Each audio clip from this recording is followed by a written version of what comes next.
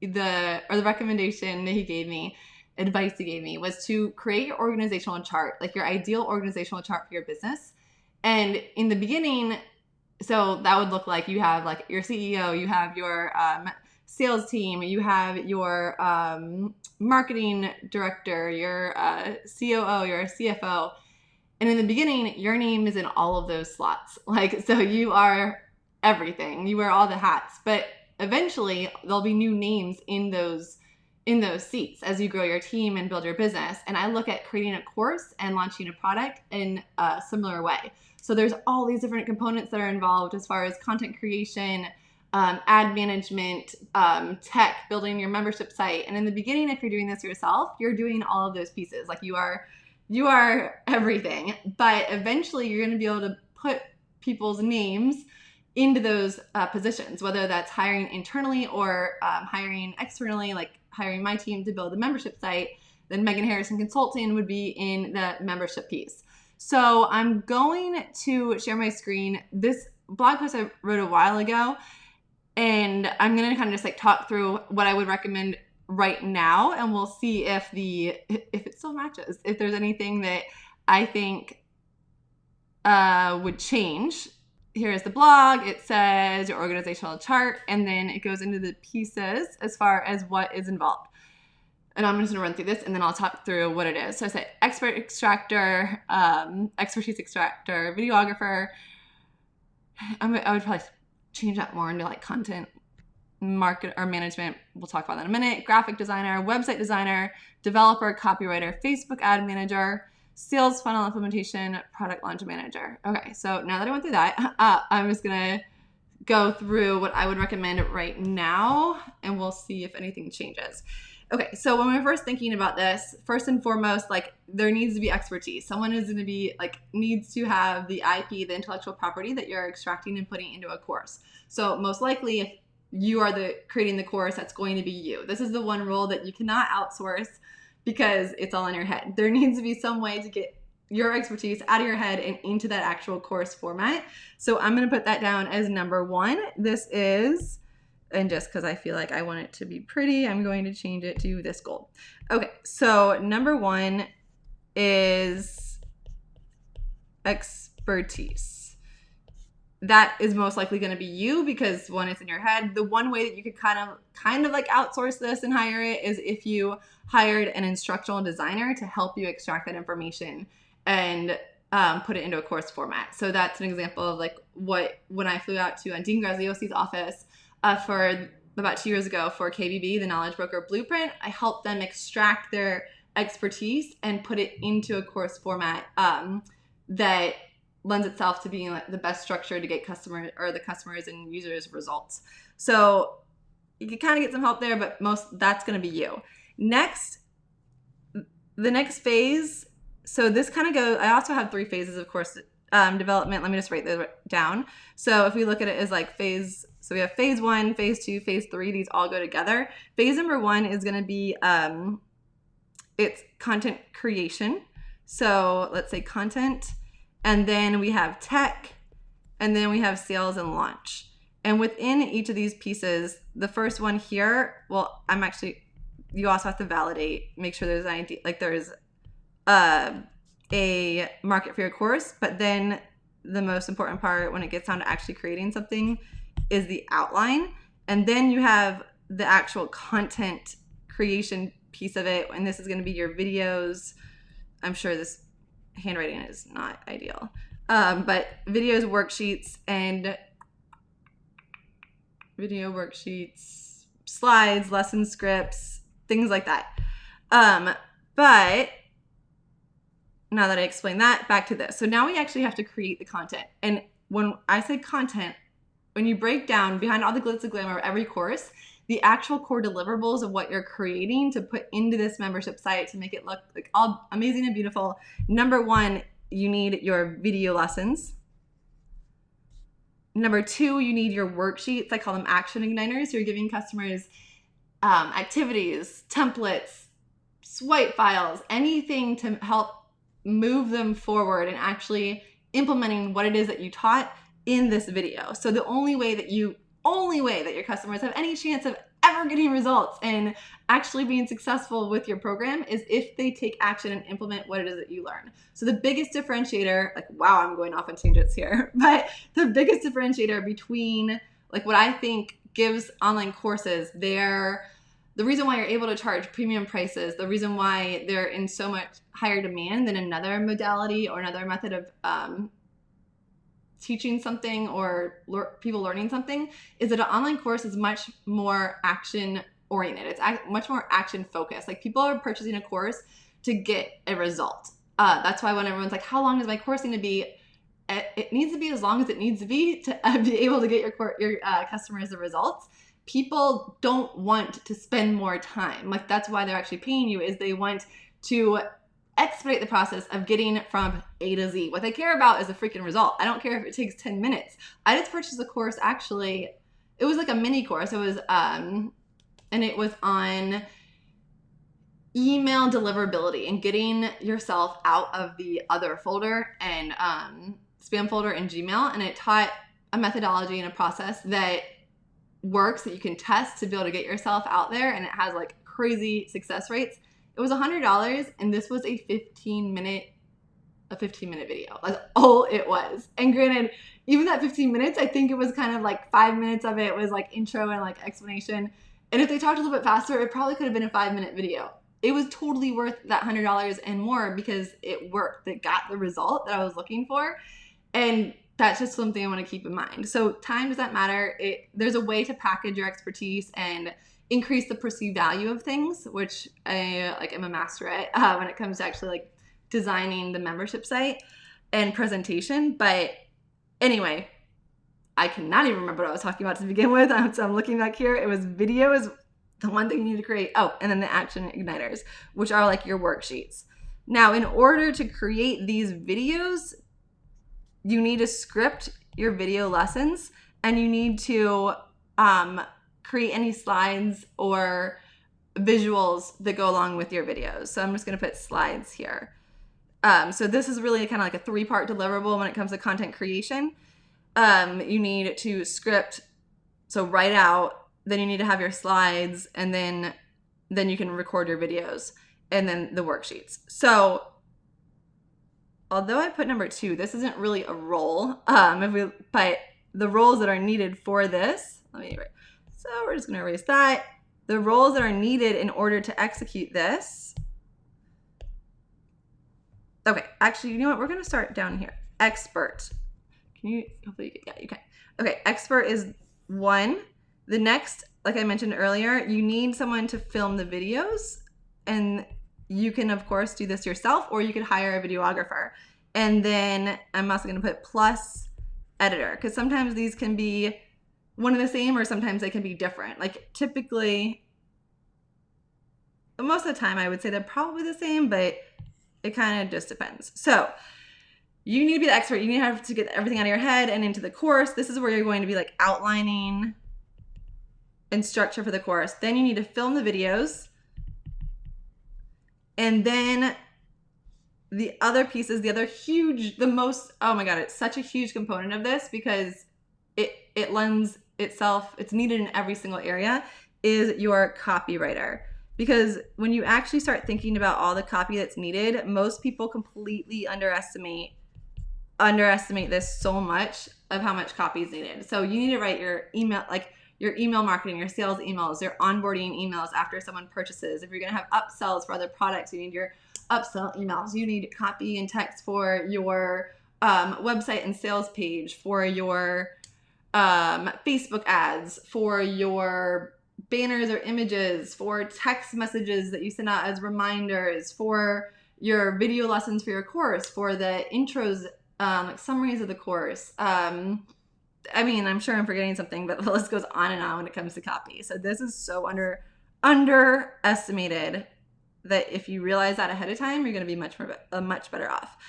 Videographer, editor, copywriter. The other thing, yeah. So actually, I think my blog post is completely on point because as I'm saying this, it's the exact same thing I'm recommending. The other piece of this is now you need a graphic designer. So I'm going to start numbering these. Whoa, where did that go? So you need graphic designer, and this is going to be someone that designs your ads, designs the membership site, the sales page. Again, that's another thing that goes on and on. Any like actual like collateral, like your worksheets or marketing material, so many different pieces. And the other big mistake, so I'm going to add mistakes here.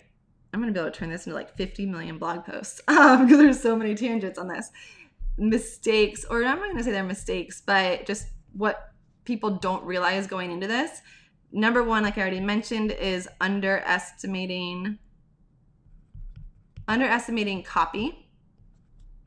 Number two, I'm super passionate about this one, might go down a little rant, thinking that design and development is the same thing. These are so totally different like skill sets. When you think about it, that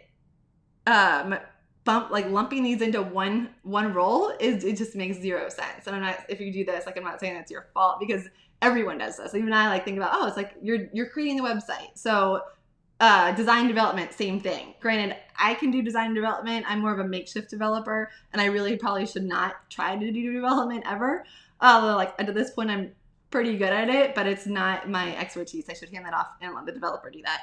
But design is like this side of the brain. Development is this side of the brain. So trying to get hiring a developer to design your site too, or design your sales pages or your graphics. That's why usually they'll come back and you're like, well, this is so ugly. Why? I'm like, because they're a developer. They're not a designer. Don't put them together. So two is, say lumping D&D together. Okay, so with that said, now I can move on to number 5. This is going to be your developer. Number 6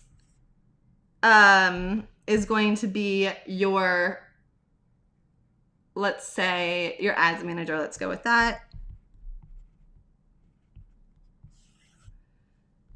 And then if you want it, and then number 7 is going to be your sales and marketing manager or strategy, how you're actually going to sell this course.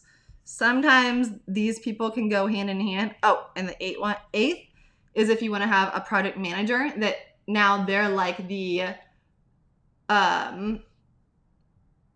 conductor. Is it conductor? Why am I not being with an orchestrator? The person in front of the symphony that is like moving all the pieces around, or like an air traffic controller. Let's use that one because I can think of that name. Like an air traffic controller that's overseeing the big project and all the different moving pieces and can keep everything like in line and actually going. Because that's another big piece that a lot of people forget about is like, this is a lot of moving parts. And if you are more of an established business owner, like you're actually like you're running a business, most likely you personally are not going to have the time, or it's definitely not the best use of your time. And it's definitely not very efficient at all for you to be managing all these different moving pieces, because that just becomes a huge headache. You need a product manager, or which is a launch manager. So product / project / launch, whatever you want to call it, manager to oversee this. Okay, so if you're doing this yourself, you're going to be in all of these roles. Like that's completely fine. But then as you build ROI and you have other pieces that can go into other people that can help you with these pieces, then you can put their names into this. I'm going to go back to like just to see so expertise extractor, your videographer and your editor, graphic designer, website designer. This should actually say website developer. I don't know why I put website designer. See, even I'm bucketing them together, designer and developer. Oh, nope. So I actually separated this. Okay, so I'm putting these as 2 different ones. So graphic designer, because you can even get more intricate when it comes to design. There's being a graphic designer as far as like print material and worksheets and flyers or print collateral can be very different skill set than a website designer, but a lot of times they'll go hand in hand. So I separated those here. They might be the same person. Then the developer, copywriter, Facebook ad manager, and I say Facebook ad manager here, but this really should just be ad manager because it could be ads like Google ads, YouTube ads, any other ads that you want to have. And then product manager. Okay, so I added a 9th here.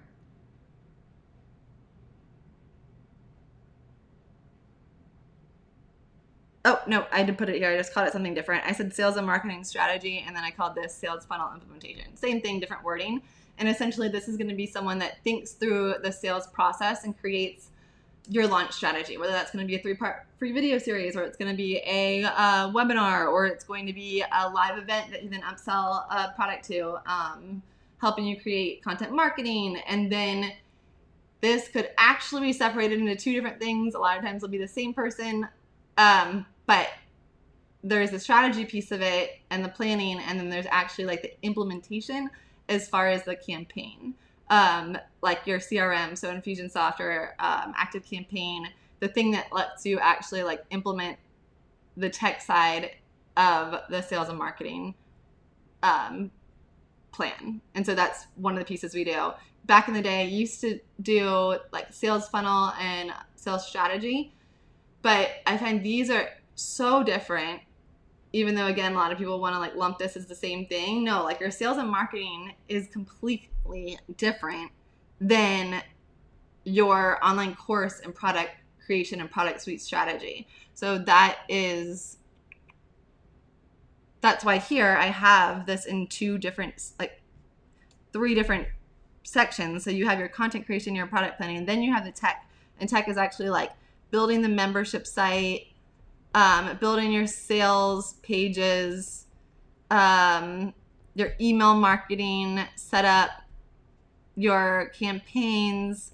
It's all the tech that goes into like building the platform that you can actually deliver your content on. And then the other piece of this is all the sales, marketing, and strategy standpoint. So I'm going to see if there's any questions. And hey, John, let me go to back here. Okay. And there was a question. Okay. How do you manage the reporting, Megan, in WordPress? Well, it depends on what kind of reporting you're looking for. LearnDash, since I use LearnDash LMS for everything. I think, I add to broadcast.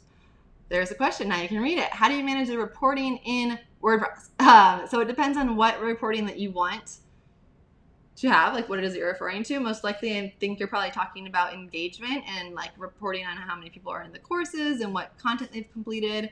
So I use LearnDash for all of our clients, all my own courses, and that has what's called the Pro Panel built into it, and that allows you to, like, it has some built-in reports as far as basically like those generic things that I mentioned.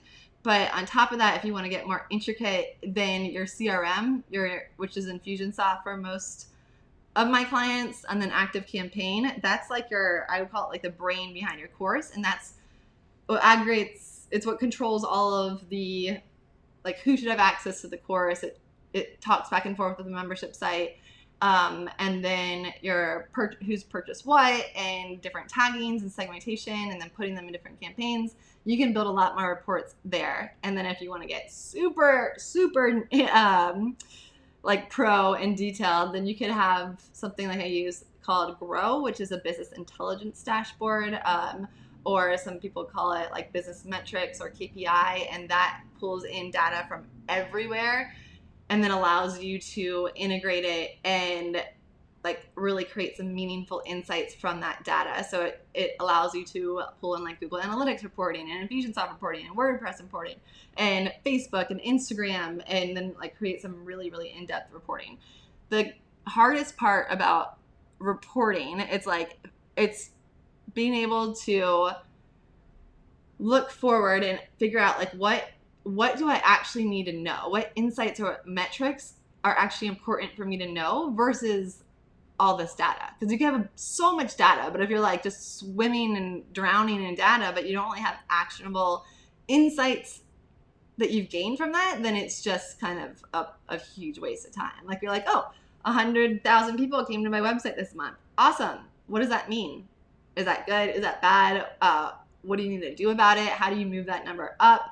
If it's lower this month, like, well, why is it lower? Like, you need other pieces of information. So for me saying like I had 100,000 viewers that came to my website this month, that means nothing if you don't have any context around that. Like, maybe that's good, maybe that's bad, maybe that was a bunch of spam bots, maybe that was a bunch of, you spoke at an event that was to people that were so outside of your ideal client that they came to your website for something.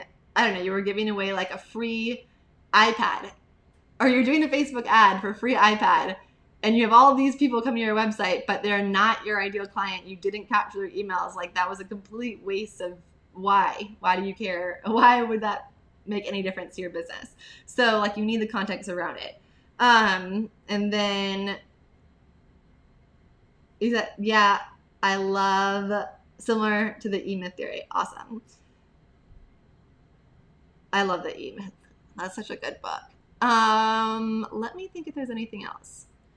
So what I'm going to create with this, the reason when I got off the call, I said I was going to create a little template. So it's basically going to be a worksheet, and I'll share my screen again. It's going to be a worksheet, although I do have it on my blog. Like, you can see that anytime. But I like making things like as visual, as easy as possible. So we have these, I'm going to say 8 steps, because I'm going to combine graphic, or 8 roles. I'm going to combine graphic designer and website designer into one. So this is essentially what it is. And you know what? I think I've already created this. I just need to find it. But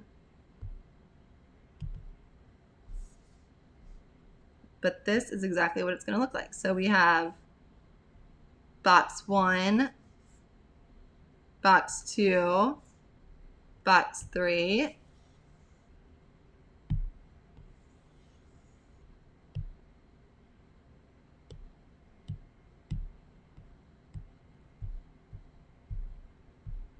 paste.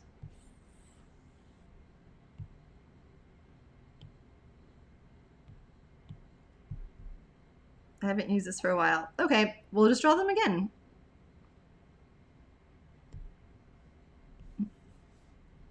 Box 4, box 5, box 6, 7, 8, 9.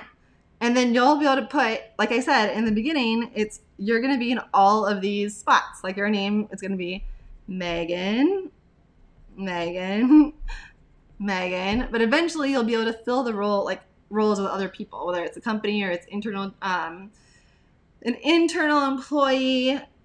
But this at least will give you clarity and help you visualize and organize like who all really is needed, what needs to be created, and then hopefully get this done faster and help people with your expertise. So if you have any other questions, put them in the chat. I'll look at them later. And then, oh, cool. I really think I have ADD right now or something. I might like squirrel. Ecamm just said interview. Turn on interview using switch mode. I think this means I can easily do interviews with other people. Welcome to Ecamm. I'm just going to try this right now.